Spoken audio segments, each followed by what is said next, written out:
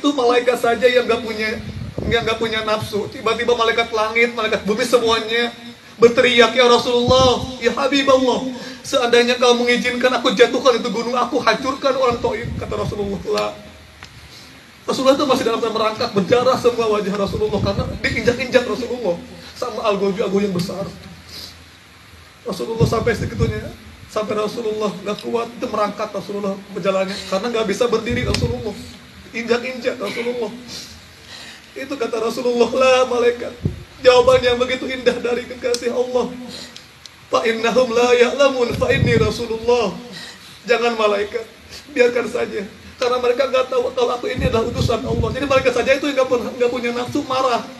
Dia minta izin aja. Jika Rasulullah mengizinkan, aku gulingkan itu gunung, bahkan aku bumi bisa aku balikan, kata malaikat langit, kata malaikat bumi, malaikat awan semuanya pengen, karena nggak tega kekasih Allah begitu dihinakan. Tetapi Rasulullah dengan senyumnya, jangan.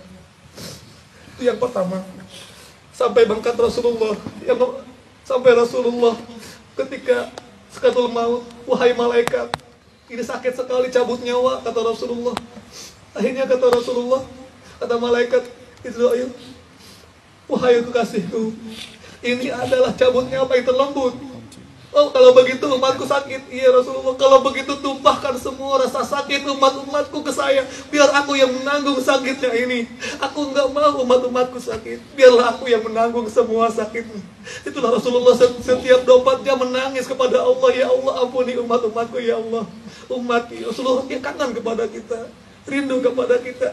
Tapi apakah kita kangen kepada Rasulullah? Itu yang buat saya sedih, nangis. Yang kedua, Rasulullah itu ketika disambut oleh Madinah, karena di kafir Quraisy di Mekah disiksa Rasulullah, itu disambut dengan tol Al-Badru. Tadi tempat marhaba itu sejarahnya ketika Rasulullah diusir dari Mekah, diboykot, dikejar-kejar, Rasulullah akhirnya disambut oleh orang Madinah dengan bahagia, tol Al-Badru alaina. Yang kedua, yang membuat saya paling menangis,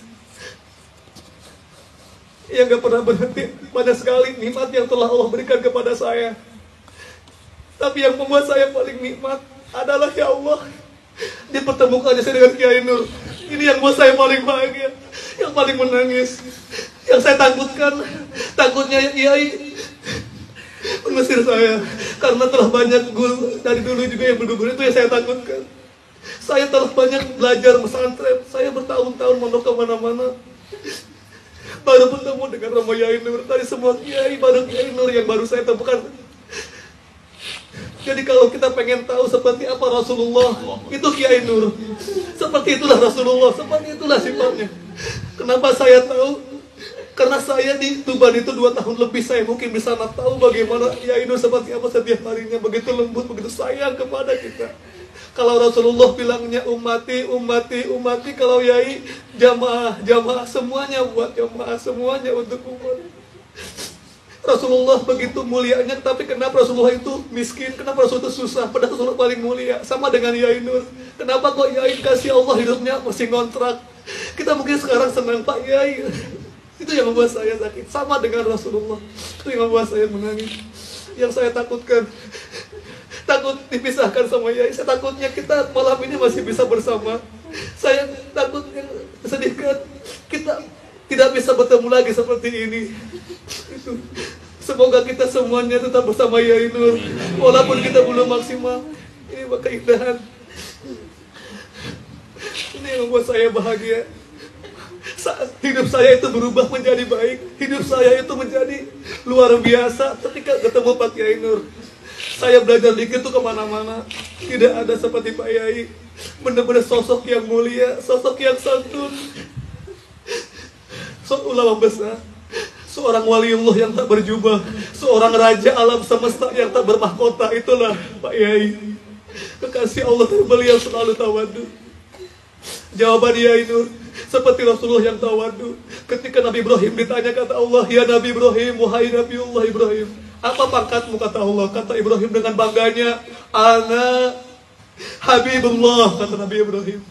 Ditanya lagi Nabi Isa, wahai Isa, apa pangkatmu? Dengan senangnya Nabi Isa, ana kalimullah. Itulah gelar Nabi Isa. Allah tanya lagi ke Nabi Musa, wahai Musa, apa gelarmu? Kata Nabi Musa, ana kalimullah. Tadi Nabi Isa itu ana ruhullah. Semuanya dengan bangganya. Tapi ketika Rasulullah tanya oleh Allah, wahai Muhammad kekasihku, apa jabatanmu? Rasulullah dengan merendahkan diri kepada Allah, ya Allah, ana yatim. Padahal Rasulullah jabatannya sangat banyak. Rasulullah adalah Sayyidul Kaunain wa Saqalain, Sayyidul Sarafain, Sayyidul Arabi wal Ajami. Tapi Rasulullah hanya menjawab, ana yatim. Saya hanya orang yatim, gak punya apa-apa. Sama dengan dia itu. Padahal beliau sangat tinggi tingkatan langitnya. Makanya kenapa Rasulullah begitu sayang kepada Yai? Karena sifatnya mirip dengan Yai, dengan Rasulullah.